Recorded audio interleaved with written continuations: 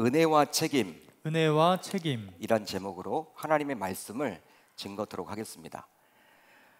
역사에 만약이란 가정은 없습니다. 우리가 만약 그때 그런 일이 일어났다면, 그런 일이 벌어지지 않았더라면, 역사에 있어서 만약이란 가정은 없죠. 하지만 만약 여러분들이 예수께서 이 세상에 오시기 전, 즉 구약 시대에 태어나서 신앙생활을 했다면 여러분들은 자신이 지은 죄를 어떻게 처리해야만 했을까요? 어떻게 죄를 짓고 그 죄를 처리해야만 했을까요? 여러분들이 현재가 아닌 구약 시대에 태어났다면, 지금 저와 여러분들은 어떤 죄를 짓게 되면 그 죄를 처리하고자 하나님께 직접 나아가서 예수 그리스도의 이름으로 회개하면 하나님으로부터 그 죄를 용서받을 수가 있게 되는 것입니다. 물론 그 죄의 값은 자신이 감수해야 해요. 여러분, 죄의 값은 우리가 감당해야 합니다. 어떤 죄를 저질렀을 때. 하지만 하나님으로부터 용서받았기에 더 이상 죄책감 없이 하나님께서 주시는 평안 가운데 삶을 살아갈 수 있게 되는 것이죠. 하지만 구약 시대에 우리가 태어났다면 이 죄의 처리를 위해서 해야 할 많은 번거로운 절차를 거쳐야만 하는 것입니다. 번거로운 절차. 바로 구약 시대에는 성도로서 하나님께 직접 나아갈 수가 없었고 반드시 중지자였던 대제사장을 거쳐야만 했기 때문이죠. 이런 전통을 이어받아서 지금의 캐톨릭은요, 어떻습니까? 자신이 하나님께 직접 그 죄의 문제를 가지고 나아가지 못하고 꼭 누구를 거치게 되어 있어요? 성직자인 신부에게 고해성사를 해야 하는 것입니다. 비성경적이죠. 성경에 어디 그런 내용이 나옵니까? 아직도 캐톨릭은 구약 시대에 살고 있는 거예요. 율법 시대에 살고 있는 것입니다. 신약 성경을 보면요, 주 예수 그리스도가 이 땅에 오셔서 십자가에 달려 죽으심으로 이제는 옛 언약에서 이제 벗어나서 저와 여러분들은 새로운 언약 하에서 살아갈 수 있게 되는 것이죠. 더욱이 우리가 구약 시대에 태어났다면 우리는 유대인이 아닌 이방인인지라 아브람 자손이 아니라는 이유만으로 구원받을 수 없다며 하나님의 뜻과는 상관없이 여러 유대인들에 의해서 많은 핍박과 박해도 받을지도 몰라요. 여러분, 우리가 한민족이잖아요. 한민족, 이방인입니다. 구약의 관점으로 보게 되면 그러니까 구원받을 수 없는 민족이죠. 물론 하나님의 뜻은 아니에요. 하나님은 구약 시대에도 온 인류가 다 구원받기를 원하셨어요. 그렇지만 율법주의에 물들었던 유대인들은요, 사마리아의 사람들을 그렇게 핍박했던 것처럼 아마도 우리가 이방인이라는 이유만으로 핍박과 박해를 했을지도 몰라요. 따라서 개인적으로 저는 구약 시대가 아니라 신약 시대인 요즘 태어나 신앙생활을 하게 된 것이 가장 커다란 은혜요, 축복이라고 생각을 합니다. 바로 예수 그리스도가 이 세상에 오셔서 십자가에 달려 죽음으로 옛 제도가 새 제도로 완전히 바뀌게 되었기 때문이죠. 실제로 히브리서를 묵상해 보면 유대교에서 인정하지 않았던 예수 그리스도가 얼마나 위대하고 또 큰 존재인지 저와 여러분들에게 변증을 해주고 있어요. 말씀을 해주고 있습니다. 특히 구약 시대에서 하나님과 인간 사이를 중재했던 대제사장보다도 예수 그리스도가 더 우월한 존재라고 말을 해주고 있죠. 그래서일까요? 히브리서 4장 14절을 보면 예수를 가리켜서 대제사장보다도 더 큰 존재인 큰 대제사장이라고 말을 해줍니다. 제가 읽어드릴게요. 그러므로 우리에게 큰 대제사장이 계시니 승천하신 이 곧 하나님의 아들 예수시라. 우리가 믿는 도리를 굳게 잡을지어다. 할렐루야, 할렐루야. 구약에 있는 대제사장보다도 더 큰 대제사장이 바로 누구라는 거예요? 우리가 믿고 있는 예수 그리스도. 하지만 이런 큰 대제사장인 예수와는 달리 구약시대 대제사장은 죄성을 가진 연약한 사람인지라 하나님과 인간 사이를 온전히 중지할 수 없었습니다. 그러다 보니 1년에 한 번 있는 대속죄일에 이 대제사장은 자신과 백성들의 죄를 용서받고자 지성소에 들어갔어요. 그런데 하나님의 마음에 합당하지 않는 대제사장이었다면, 또 그런 삶을 지금까지 계속 살아봤다면 지성소에서 살아나오질 못합니다. 그냥 지성소에서 죽는 거예요. 하나님께 심판받는 거죠. 하나님이 여러분 죽여버립니다. 놀랍죠? 조용소 받는다는 것이요, 쉬운 일이 아니라는 거예요. 깨끗할 때만이, 정결할 때만이 받을 수 있는 거예요. 근데 대제사장이 사람이잖아요. 사람이다 보니까 죄를 짓습니다. 그러니까 이 죄를 잘 처리하지 못하고 정결 의식을 잘 하지 못하고 이 지성소에 들어가는 순간 이제 그냥 죽어버립니다. 나오질 못해요, 살아서. 자, 그러다 보면 1년에 한 번 있는 대속죄일에 어떻게 됩니까? 나오질 못하게 되면 이제 백성들은 자신이 지은 죄를 용서받지 못했기에 계속 죄책감을 가지고 1년 후 다음번 대속죄일이 될 때까지 기다릴 수밖에 없었던 거예요. 여러분, 한마디로 지옥을 경험하는 거예요. 우리가 어떤 죄책감을 가지고 삶을 살아간다, 얼마나 힘들겠습니까? 신약 시대를 살아가는 저와 여러분들은 하나님 앞에 우리가 죄를 직접 가지고 나아가서 고하면 되잖아요. 예수 그리스도의 이름으로, 그 권세로 우리가 하나님 앞에 회개 기도를 할 수 있는 거잖아요. 그런데 구약 시대는요, 대속죄일에 딱 1년에 한 번, 그것도 대제사장만이 하나님이 계신다라고 여겨졌던 지성소에 들어갔는데, 그 사람이 딱 죽어버리면요, 그 백성들의 죄가 용서받지 못하는 거예요. 여러분, 죄책감을 가지고 1년 내내 살아가야 하는 거야. 아니, 다음번 1년이 지나서 다음번 대제사장 또한 지성소에서 죽어버리면요, 이제 2년 동안 또 죄책감을 가지고 살아가야 하는 거예요. 여러분, 죄책감을 가지고 삶을 살아간다, 매일매일 지옥을 경험하는 것입니다. 한마디로 개인적으로 또 공동체적으로 너무나도 안타까운 상황에 처하게 되는 것이죠. 하지만 큰 대제사장인 예수는 본래 죄가 없으신 분이십니다. 죄가 없으신 분이에요. 사람이 아니시죠. 하나님이시죠. 하나님의 아들이시죠. 그렇기 때문에 하나님과 인간 사이를 온전히 중재할 수 있게 되는 것이죠. 그리기에 예수님께서는 십자가상에서 친히 흠없는 제물이 되셨고, 또 대제사장으로서 우리의 죄를 사하기 위해서 속죄 제사를 주관하러 하늘의 지성소에 들어가셨습니다. 어떤 성도가 저에게 질문을 하더라고요. 목사님, 예수님께서 십자가에 달려 죽으셨습니다. 그리고 3일 후에 부활하셨습니다. 그런데 곰곰이 생각해 보니까 그 시신은, 예수님의 시신은 아리마대 요셉이 기증한 그 무덤에 있었는데, 그렇다면 예수님의 영혼은 그 당시 어디 있었던 것일까요? 어떤 성도가 수준 있는 질문을 저한테 했어. 예? 수준이 있잖아요, 여러분. 성경을 읽다가도 여러분 이런 궁금증이 있잖아요. 예수님의 영혼은 분명히 어디가 있는 것일까? 시신은 아리마대 요셉이 기증했던 그 무덤에 가 있었는데, 그렇다면 영혼은 어디가 있는 것일까? 성경학자들은 어떻게 이야기를 하냐면요, 예수님이 장사 지낼 때, 자신의 시신이 장사 지내는 그 시점에 그 영혼은 바로 하늘의 지성소에 들어가셨다는 거예요. 그 들어가셔서 뭘 하셨습니까? 저와 여러분들의 죄를 사하기 위해서 속죄 제사를 집전하셨다는 거예요. 맞는 말이에요. 하지만 3일 후에 예수님은 어떻게 하셨습니까? 그 하늘의 지성소에서 살아 나오셨습니다. 그게 바로 부활이에요. 그렇기 때문에 자신의 제자들에게 나타나셨죠? 부활하셔서. 그렇기 때문에 하나님께서 대제사장인 예수가 드린 속죄 제사를 기뻐 받으셨다라고 볼 수 있는 것이죠. 따라서 저와 여러분들은 구원받게 된 것입니다. 더 이상 죄의 노예로 살아가는 것이 아니라 자유케 된 줄 믿을 수 있기를 바랍니다.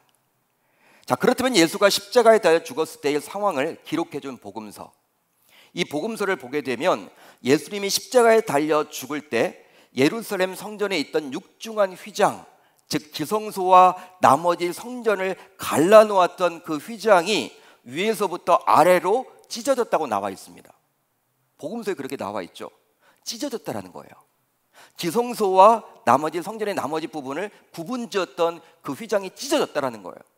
사람이 한 게 아니죠. 할 수 없는 거예요. 육중한 휘장, 그 무거운 휘장이 찢어졌습니다. 예수님이 십자가에 달려 죽으셨을 때. 자, 그렇다면 이것은 과연 어떤 의미를 담고 있는 것일까요? 바로 주님께서 육체의 죽음으로 휘장을 찢고 길을 열어주셨기에 그동안 대제사장만 1년에 한 번 나아갈 수 있었던 그 지성소로 이제 어느 누구든지 담대히 자유롭게 나아가도록 해주셨다라는 사실입니다. 할렐루야, 할렐루야. 지성소는요 가려졌었거든요. 그 휘장에 의해서 아무도 들어가지 못하고 대제사장조차도 1년에 딱 한 번 들어갔거든요.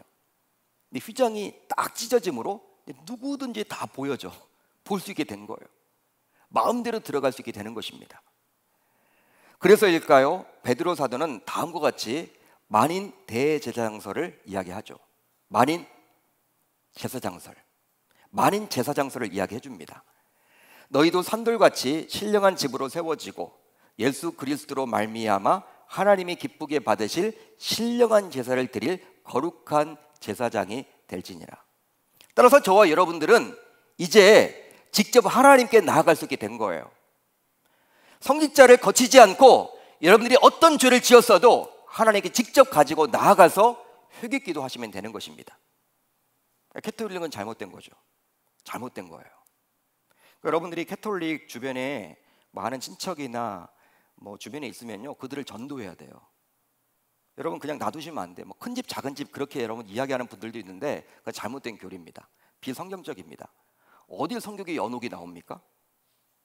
예수를 믿어야지 여러분 마리아 믿어서 구원 받겠습니까? 예수 믿어야지. 아우 예수님도 믿고 마리아도 믿으려고요. 두 가지를 믿어서는 안 돼요 여러분. 마리아는 그냥 우리가 존경의 대상이지 그냥 예수님을 낳았던 육신의 어머니일 뿐이지 존경의 대상이지 경외의 대상은 아닙니다. 여러분 캐톨릭은 마리아가 여러분 더 중요해요. 진짜 변질됐어요. 여러분 구원이 있겠습니까? 그냥 놔두시면 안 된다는 거예요. 여러분 아직도 그 캐톨릭은 구약의 전통을 그냥 그대로 유지하고 살아가는 거예요. 신학시대가 되었는데 예수님이 오셨는데 너무나 안타까운 일이죠. 따라서 이제 우리는 굳이 대속죄일을 기다릴 필요도 없이 1년 365일 24시간 언제든지 또 어느 곳에서든지 하나님께 직접 나아갈 수 있게 되었습니다. 그러기에 예수 그리스도의 십자가의 죽음과 그 부활로 인해 더 이상 우리는 옛 언약에 매여서 살아갈 필요가 없게 된 것이죠. 옛 언약에 매여서 살아갈 필요가 없게 된 거예요. 그리기에 히브리서 기자는 당시 유대 기독교인들에게 다음과 같은 아주 놀라운 은혜를 받았기에 유대교로 다시 회개해서는 안 된다라고 힘주어서 강조를 해주고 있습니다. 여러분 히브리서가 쓰여졌던 당시 상황이 어땠냐면 로마의 식민 지배를 받았죠. 유대를 비롯해서 많은 지역이 로마 제국이었습니다. 그런데 여러분 많은 기독교인들이 점점 많아졌습니다. 이제 초대교회가 생겨났고 바울이 이제 뭐 전도 여행을 다니죠. 그러다 보니까 유대교회에서 이제 개신교로 기독교로 개종한 신자들이 점점 늘어만 갔어요. 그런데 이 로마 황제는요, 로마 제국은요, 기독교를 여러분 핍박했습니다. 왜 핍박했냐면 다른 종교는 다 거의 100% 자신의 신도 여러분 섬기지만 이 로마 황제에게도 절을 했거든요. 로마 황제를 숭배했거든요. 로마의 여러분 황제라는 것은요 신격화된 존재였어요. 이렇게 동상을 다 만들어 놓고 다 절을 이렇게 하도록 했습니다. 강요했습니다. 근데 기독교 신자들은요 절을 안 해요. 고개를 뻣뻣이 쳐들고 다니면서 그것만큼은 안 된다라고 이야기합니다. 여러분 굉장히 여러분들 막 기분 나쁘겠죠. 로마 황제 입장에서는. 그러다가 네로 황제 시절, 여러분들이 잘 알고 있는 네로 황제 시절 로마에 대화재가 발생하게 되었어요. 큰 불이 일어났습니다. 꺼지질 않는 거예요. 로마가 당시 이 소방서를 운영했다고 그래요. 소방대원이 있었대요. 그 당시 여러분 2000년 전에 대단한 거예요. 여러분 로마 제국은. 근데 여러분 소방대원이 다 동원되어도 이 불이 꺼지지 않는 거예요. 바람을 타고요 거의 로마 전체를 막 태우는 거야. 당시 이 네로는요 인기가 없던 왕이었습니다. 황제였습니다. 인기가 여러분 없었어. 지지율이 여러분 폭락하고 있던 상황이었어. 경제가 엉망이었고 정치가 엉망이다 보니까 뭐 미친 증세도 막 자꾸 보이다 보니까 네로 황제가 여러분 인기 없는 황제였어. 근데 그것을 만회하려고 어떻게 했느냐? 이 로마의 대화재의 방어부인 바로 누구다? 기독교 신자들이다. 기독교인들이 불질렀다. 여론이 여러분들 난리가 났죠. 야 기독교 신들 잡아다 죽이자. 예? 기독교인들이 정말 나쁘다. 여러분 네로 황제는 반전의 기로 삼았던 거예요. 자신의 지지율도 끌어올리고 또 정말 눈에 가시였던 기독교 신자들이 죽여버리고 싶었던 거예요. 여러분 이제 그때부터 이제 뭐 예수를 믿는다라는 이유로 뭐 공무원 임용도 안 되는 거고요. 뭐 예수 믿는다라는 이유로 핍박과 온갖 박해가 심한 거예요. 사업도 안 되고. 그리고 예수의 여러분 초상화를 갖다 놓고 지나가 봐라, 밟아라, 침 뱉어라, 그럼 살려주겠다. 그렇게 못하면 죽이는 거예요. 직결 심판. 여러분 집집마다 찾아다니면서 예수를 부인해봐라, 예수를 저주해봐라. 그렇게 하지 못한다고 하면요 직결 심판, 죽이는 거예요. 그러다 보니까 유대교회에서 기독교로 개종했던 사람들 가운데 다시금 유대교로 회귀하려는 움직임이 일어났습니다. 다시 재개종을 하려는 움직임이 일어났다는 거예요. 왜냐하면 당시 로마는요 유대교는 건들지 않았어요. 핍박하지 않았습니다. 그러다 보니까 기왕 하나님 믿는 거 뭐 제대로 믿어야 되지 않을까? 뭐 우리가 하나님 예수님 믿는 것도 좋은데 같은 하나님이니까 다시 유대교로 돌이키자 돌아가려고 하는 움직임이 있었습니다. 그때 하나님께서는 이 히브리서를 통해서 그들에게 그렇지 않다라는 거예요. 구약에서 유대교에서는 인정하지 않은 예수 그리스도가 얼마나 위대한 대제사장인지, 그분이 얼마나 존귀한 존재인지, 그리고 지금은 이제 하나님께 직접 나아갈 수 있게 되었는데, 이렇게 커다란 은혜를 받게 되었는데 다시금 유대교로 돌아간다는 것 말이 안 되는 거다. 그렇게 해서는 안 된다. 강력하게 지금 저지해주고자, 이 기독교를 변증해주고자, 유대교에 대해서 기독교를 변증해주고자 이 히브리서를 기록해 준 겁니다. 그래서 그들에게 보낸 거예요. 막 변질되려고 하는, 유대교에서 기독교로 왔다가 다시금 핍박과 박해를 참지 못하고 다시금 유대교로 돌이키려고 하는 자들에게 이 서신서를 하나님께서 써주신 거예요. 보내주신 거죠. 자, 여러분 놀라운 은혜를 받았기 때문에 유대교로 다시 회귀해서는 안 된다라는 그것을 강조하고자 이 19절이 지금 기록되어 있는 거예요. 우리 19절을 한번 같이 읽어봅니다. 19절 시작. 그러므로 형제들아 우리가 예수의 피를 힘입어 성소에 들어갈 담력을 얻었나니. 자, 이 구절에 나와 있는 담력이란 단어의 원어인 헬라어는 파르레시안이란 단어입니다. 파르레시안. 어떤 뜻이냐면 모든 것을 말하는 자유란 뜻이에요. 모든 것을 말할 수 있는 자유. 이는 본래 정치 영역에 속했던 단어로서 헬라 도시 국가의 완전한 시민이 누리는 발언의 권리를 뜻합니다. 당시에 종들은 말을 할 수가 없었습니다. 발언권이 없어요.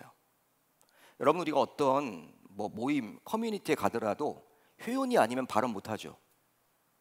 아파트를 여러분 어떻게 조합 모임을 간다, 조합원 아닌 사람 들어가지도 못하잖아. 조합원이 아닌 사람은 들어가지 못해요. 조합원들만이 여러분 발언권이 있는 거예요. 당시 여러분 헬라 도시 문화 속에서 이 종들이나 노예들은요 어떤 발언권이 없었어. 따라서 자유 시민만이 갖는 권리를 나타내는 이 단어를 통해서 히브리서 기자는 그리스도로 인해서 이제 성도가 하나님 앞에서 특권을 부여받게 되었다는 것을 강조해 줍니다. 성도로서 그리스도의 피로 인해서 성도가 직접 하나님께 나아갈 수 있는 특권이 주어지게 되었다. 그것이 바로 담력이라는 거예요. 담력. 이런 특권을 받았는데 너희들 다시금 유대교로 돌아가서는 되겠느냐? 구약의 제사를 다 그대로 드려야 되는데 그 온전한 제사가 되지도 못하고 불완전한 그 제사를 다시 그쪽으로 회귀하려고 하느냐? 절대 그래서는 안 된다. 예수 그리스도만이 진리다. 그걸 지금 강조해주고 있는 거예요. 그렇습니다. 히브리서 기자는 그리스도께서 하나님의 임재로 나아가는 것을 성수로 나아가는 제의적인 그림과 연결시켜서 설명해주고 있죠.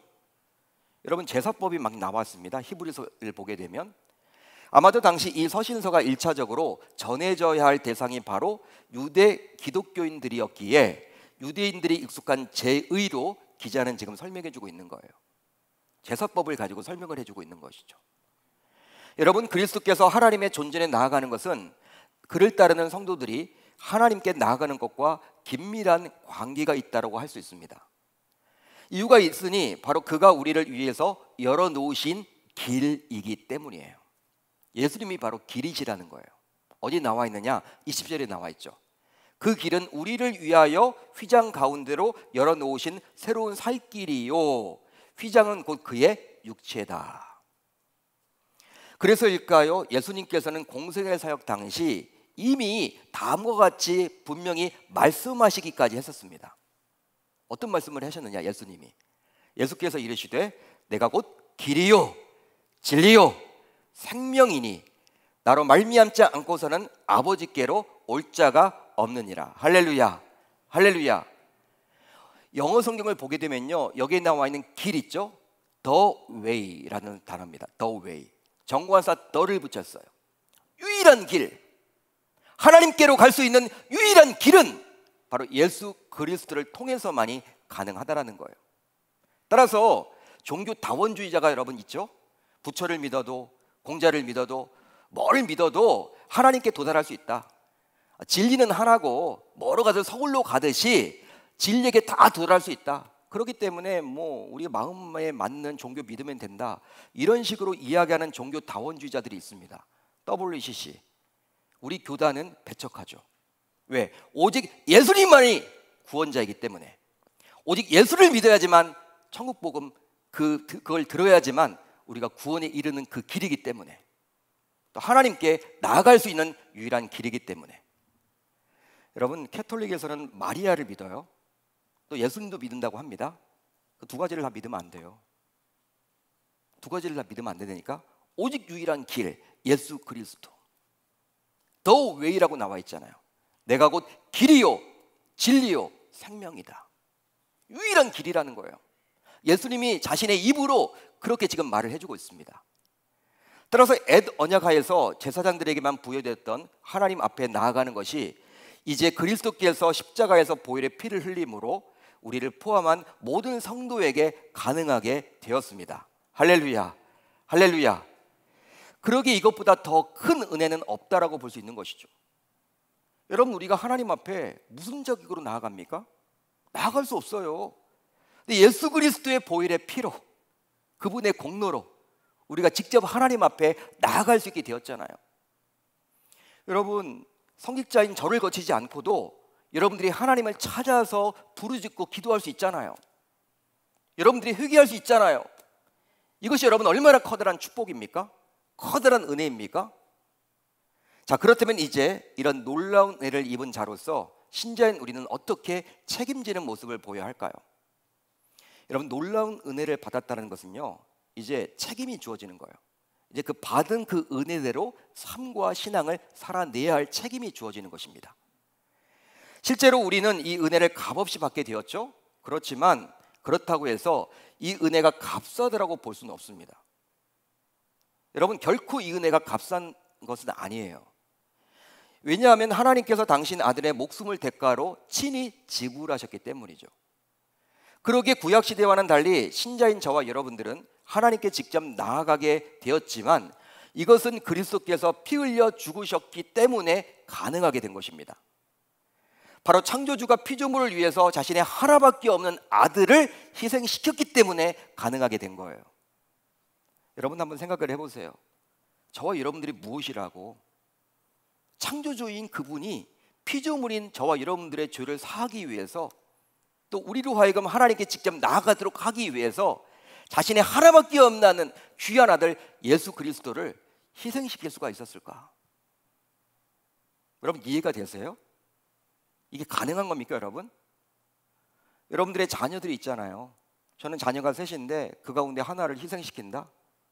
그것도 여러분 안 돼요. 못하죠.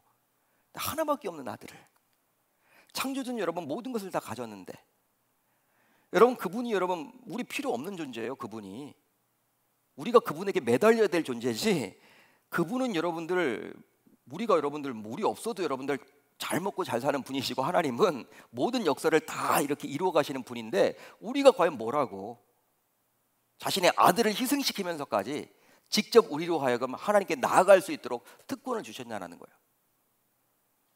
그러기에 이제 우리 모두 이런 값비싼 은혜를 거저 받았기 때문에 은혜 받은 자로서 책임지는 모습을 보여야 할 줄로 믿습니다. 믿습니다. 자, 그렇다면 어떻게 책임지면 좋을까요? 우선 참 마음과 온전한 믿음으로 하나님께 나아가야 합니다. 참 마음과 온전한 믿음으로 하나님께 나아가야 합니다.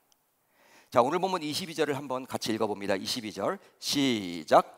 우리가 마음의 뿌림을 받아 악한 양심으로부터 벗어나고 몸은 맑은 물로 씻음을 받았으니 참 마음과 온전한 믿음으로 하나님께 나아가자. 구약시대 하나님의 백성들이요, 하나님께 나아갈 때는요, 반드시 제물을 들고 나아갔습니다. 맨손으로 나가는 법이 없었어요. 그 제물은 자신의 멋대로 드려서는 안 되었고, 하나님께서 율법서를 통해서 정해준 흠없는 가축을 들고 나아갔죠. 마찬가지로 이제 그리스도의 보혈의 능력으로 하나님께 직접 나아가게 된 저와 여러분들 모두 참 마음과 온전한 믿음을 예물로 준비해야만 하는 거예요. 예물이 다른 예물이 아니라 참 마음과 무엇입니까? 온전한 믿음. 왜? 그것을 하나님이 원하시기 때문에. 자, 그렇다면 참 마음은 무엇일까요? 헬라 원어를 보게 되면 참 마음의 뜻이 나와 있는데 바로 무엇이냐면 거짓 없는 마음이나 진실하고 충성된 마음을 말합니다. 거짓 없는 마음이나 진실되고 충성된 마음이 바로 참 마음이에요. 한마디로 음란한 마음은 아닌 거예요. 음탕한 마음은 아닌 거예요. 거짓말하는 마음은 아닌 거예요. 깨끗한 마음이죠. 정직한 마음이죠. 자, 그렇다면 온전한 믿음은 과연 뭘까요? 바로 충만한 믿음으로서 부족함이 없이 100% 확신으로 가득 찬 믿음입니다. 100% 확신으로 가득 찬 충만한 믿음이 바로 온전한 믿음이라는 거예요. 하나님께서는 이런 마음과 믿음을 가지고 자신에게 나아오도록 우리에게 요구하십니다.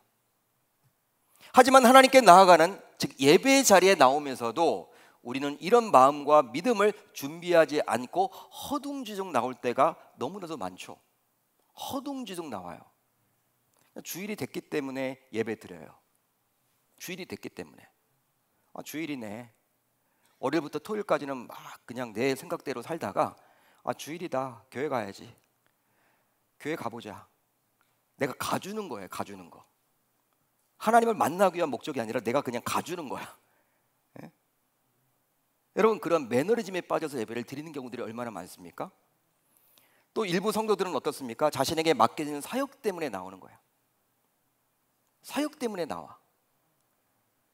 사역이 없으면 안 나와, 교회도. 이분은 예배가 중요한지 사역이 중요한지 모르겠어. 사역 때문에 나오시는 거야. 그 책임감 때문에, 그 의무감 때문에 섬기려고. 그렇지만 하나님께서는 저와 여러분들에게 분명히 말씀해주고 있습니다. 바로 아무리 우리가 율법의 시대가 아니라 은혜의 시대를 살고 있지만 하나님께 나아갈 때 아무런 준비도 없이 나아가서는 안 된다라는 거예요. 아무것도 준비 없이 나가서는 안 되고 반드시 사전에 준비할 것이 있어야 한다라고 분명히 말을 해주고 있습니다. 그것이 바로 무엇입니까? 참 마음과 온전한 믿음이라는 거예요. 실제로 구약시대 이사야 선지자와 동시대인 미가 선지자가 있었습니다. 그러니까 이사야 선지자는 여러분들이 잘 아시죠? 그와 동시대를 살았던 미가 선지자라는 분이 있는데 그 미가 선지자는 당시 이스라엘 지도층의 영적 타락을 경고해주고 있습니다. 이스라엘 지도층은요, 종교 지도자들이었고 또 신앙생활을 오랫동안 해왔던, 하나님을 오랫동안 알아왔던 그들을 말하는 거예요. 그들을 여러분 지적합니다. 당시 이스라엘 지도층들은 하나님께 나가 제사를 드렸지만 문제는 무엇이냐면 하나님이 받으시는 제사가 아니었다라는 거예요. 자기 만족을 위해서 제사를 드렸다라는 거예요. 의무감에서 제사를 드렸다라는 거예요. 미가 선지자를 통해서 그들의 위선을 하나님은 경고해 줍니다. 여러분, 그들이 뭐 율법을 어긴 게 아닙니다. 율법에 나와 있는 대로 흠없는 것들을 가지고 하나님께 제사를 드렸어. 근데 하나님은 질책을 합니다. 미가 선지자를 통해서. 아니라는 것이죠. 바로 그들은 마음에도 없는, 즉 형식적인 제사를 드렸기 때문에 하나님이 그렇게 노하신 거예요. 그러기에 하나님께서는 미가 선지자를 통해서 당시 이스라엘 지도층들에게 다음과 같이 경고를 해주므로 하나님께서 진정 원하시는 것이 무엇인지를 우리에게 알려주고 있어요.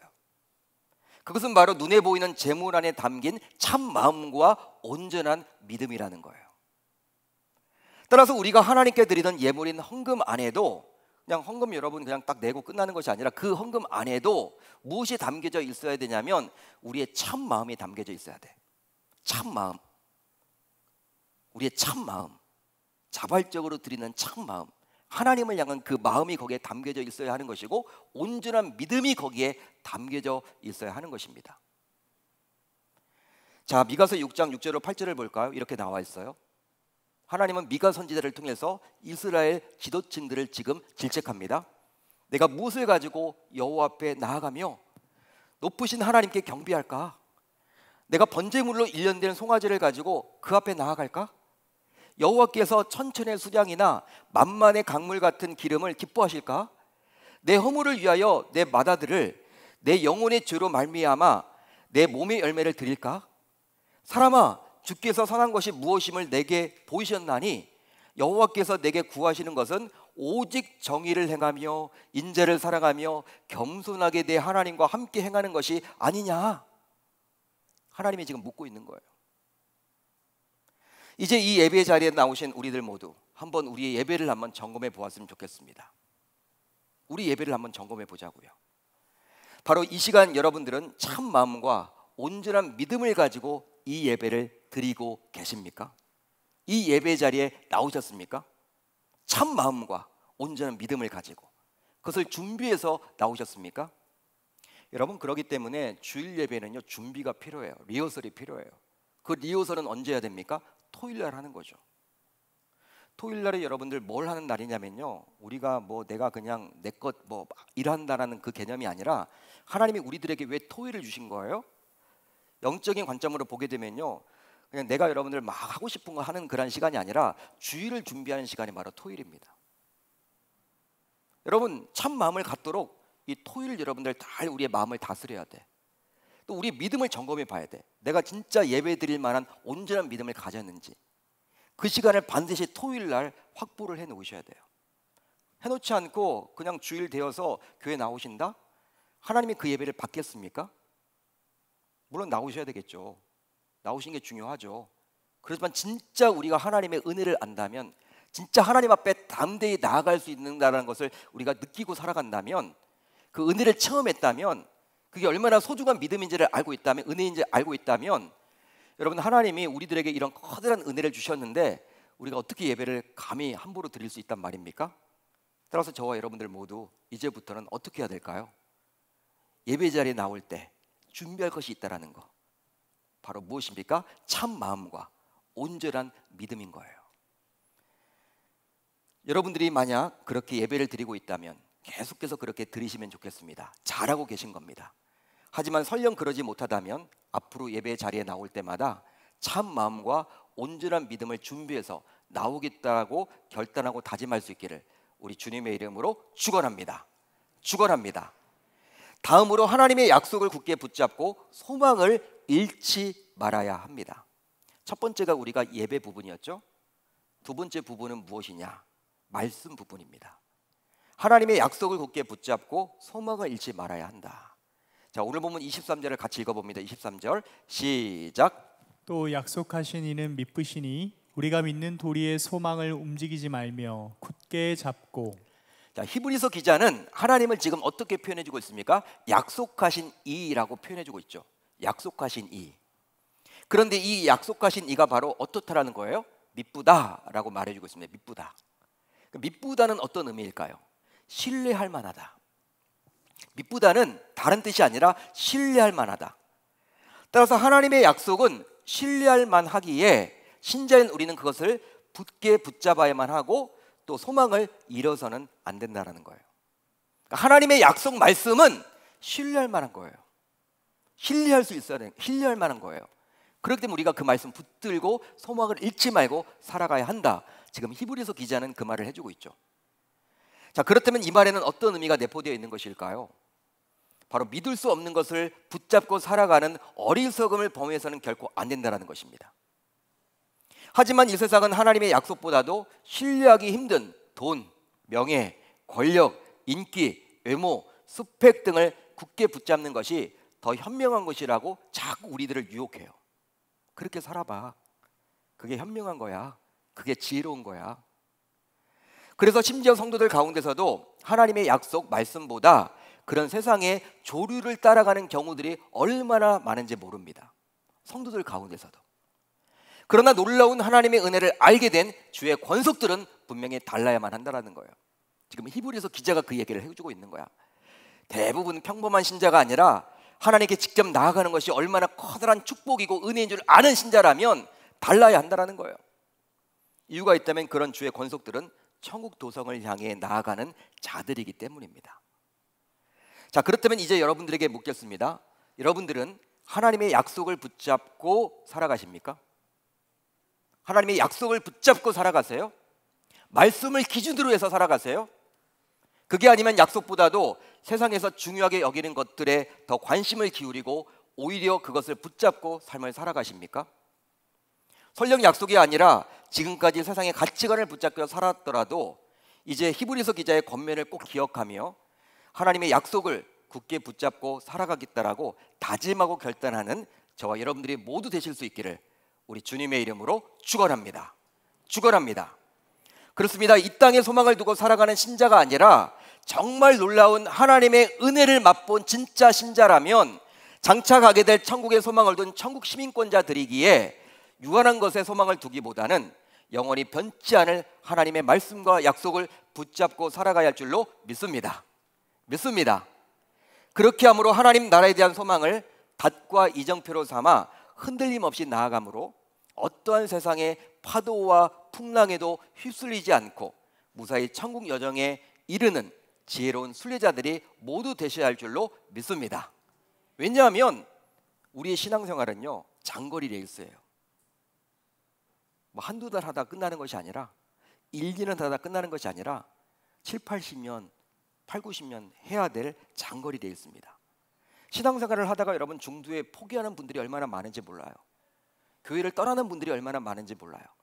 그렇기 때문에 신뢰할 만한 하나님의 약속, 이 말씀을 붙잡고 우리가 소망을 두고 거기에 굳건하게 그걸 붙잡고 삶을 끝까지 천국 갈 때까지 살아가는 저와 여러분들이 되셔야만 하는 것이죠.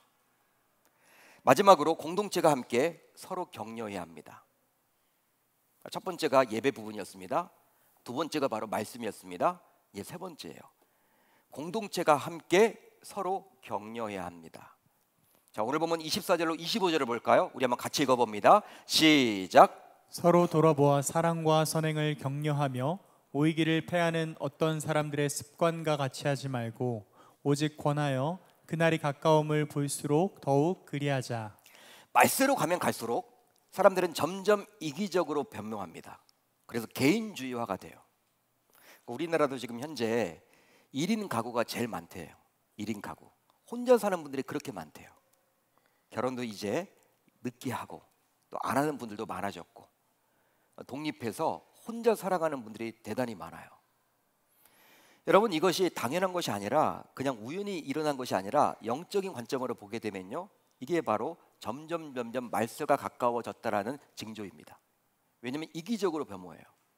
아파트 문화라는 거 그렇죠? 옆집에서 어떤 일이 벌어진지 우리 몰라요. 예전엔 그렇지 않았잖아요. 여러분, 요즘에는요, 길거리에서 여러분 사람들이 쓰러져 죽어가도 사람들이 그냥 지나치기만 하지 선한 사마리안이 없어요. 대부분 여러분 다 제사장, 레위인처럼 지나간단 말이야. 보고 지나가요. 그러니까 이기적으로 변모했고 개인주의화 되었죠. 자, 그러다 보니 하나님을 믿는 신자들의 경우도 예외는 아닙니다. 따라서 신앙생활을 하면서도 그냥 주일에 교회에 출석하여 예배 드리는 경우가 허다하죠. 근데 예배만 드리고 그냥 신앙생활 잘한다, 잘하고 있다, 나는 특별히 천국 갈 수 있다, 그것에 만족하며 살아가는 분들이 대부분이에요. 한국 교회가 그렇습니다. 우리 교회도 거기에 포함되어 있죠. 주일날은 다 옵니다. 예배 드립니다. 그렇지만 그것으로 만족하며 살아가는 거예요. 하지만 히브리서 기자는 놀라운 은혜를 입은 신자라면 공동체 안에서 서로 격려하며 사랑과 선행을 해야 한다라고 이야기를 해주고 있습니다. 그러기 히브리서 기자는 이렇게 이야기를 하죠. 모이기를 피하는 어떤 사람들의 습관과 같이 하지 말고 라고 이야기를 합니다. 그러니까 세상은요, 모이기를 피하거든요. 세상은 여러분들 점점 갈수록요, 시대가 갈수록 모이는 거 별로 좋아하지 않습니다. 다 가족끼리 뭔가 하려고 하죠. 회식도 여러분 예전만큼 좋아하지 않아요. 직장에서도 여러분 회식을 할 때도요, 예전에는 여러분들 뭐 다 회식 좋아하고 그랬지만 요즘은 여러분 전물직으로 갈수록 회식 별로 안 좋아합니다. 그냥 혼자 보내는 시간이 더 좋죠. 한마디로 은혜를 아는 진정한 신자, 성도라면 그러나 어떻게 해야 되느냐? 세상의 분위기를 무조건 따라가서는 안 된다라고 지금 말을 해주고 있어. 세상은 패하는 것을 좋아해. 모임을 패하는 걸 좋아해. 세상은 잘 모이지 않으려고 그래. 특별한 이유 없으면. 그런데 그걸 여러분 세상의 분위기를 교회가 여러분 그대로 답습해서는 안 된다라고 지금 히브리서 기자는 말을 해주고 있어요. 설령 세상은 점점 개인주의화 되더라도, 그래서 잘 모이지 않으려고 하더라도 교회만큼은 그리해서는 결단코 안 된다라고 말을 해줍니다. 그 이유가 과연 무엇입니까? 바로 서로 돌아보아 사랑과 선행을 해야만 하기 때문에. 실제로 사랑과 선행은 홀로 할 수 있는 영역이 아니죠. 여러분, 사랑, 상대가 있어야 돼요. 상대가 없이 여러분 어떻게 사랑합니까? 혼자 할 수 있는 건 아닙니다, 여러분. 선행도 마찬가지죠. 남에게 여러분 선행을 베푼다? 상대가 있어야지만 베풀 수 있는 거예요. 따라서 지금 하나님께서 말씀해 주고자 하는 이 사랑과 선행은요, 바로 공동체 안에서 할 수 있다라는 것입니다. 그런데 너무나도 안타깝게도 코로나 팬데믹으로 인해서 교회의 개인주의화가 10년은 더 일찍 앞당겨졌다는 데 문제가 커요. 물론 바이러스 특성상 거리 두기를 해야만 하기에 예배도 영상으로 드렸고 사랑방과 전도회는 엄두도 낼 수 없었는데, 이것이 어느 순간 습관처럼 굳어져서 이제는 교회에 충분히 나올 수 있는 환경이 되었지만 여전히 계속 교회에 나오지 못하는 분들이 얼마나 많습니까? 결단하지 못하는 것이죠. 할 건 다 하거든요. 여행도 하고 쇼핑도 하고 다 하는데 교회만큼은 잘 못 나와. 결단을 못하는 거예요. 습관처럼 굳어진 거예요. 애습관. 모이기를 피하는 습관처럼 돼버린 거예요. 하지만 신앙생활은 예배만이 전부가 아니라 서로 간에 돌아보아 사랑과 선행을 격려하는 것도 분명히 포함되어 있어야 한다라고 히브리서는 말을 해주고 있죠. 예배만이 전부가 아니라는 거예요. 우리 신앙생활에 있어서. 그러기에 신앙생활에 있어서 사랑방 모임은 선택이 아니라 필수로 할 수 있습니다. 예배만큼 중요한 것이 바로 사랑방이에요. 왜? 히브리서 기자가 지금 그 말을 하고 있잖아요. 은혜 받았다면, 하나님께 직접 나아가는 참된 신자가 되었다면, 우리가 신약 시대를 살고 있다면 구약이 아니라 이제는 바로 예배, 그리고 말씀, 그리고 사랑방이라는 거예요. 공동체, 코이노니아.